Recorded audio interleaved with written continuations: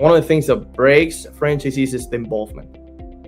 You're buying a business that is a franchise. That doesn't mean that this is passive income. This is not something that runs on its own. You have to be involved. I mean, if you spend all this money on a business and you don't care like what your operations manager is doing, you don't meet with them daily, and at least in the early stages of the business, and you don't have involvement, that's what's going to break you. Because if you go 1 year without involvement and then you're trying to catch up, that's a whole year of work that you've missed. That your business has been operating the wrong way. So you have to reboot, revamp the whole system, go all the way back and restart and do all the thing over again. So involvement from the very beginning is key for the franchisees, because that's what we want to achieve. You know, you're buying a business and that's what people want to do at the end. You're working your business for a few years and then you have more time to either build other businesses, keep generating wealth and doing other things with your life. Spend time with your family, go golfing, go play tennis, go whatever you want to do and have fun with your family and your loved ones. But you need to put that involvement at first. That's what will either make you or break you.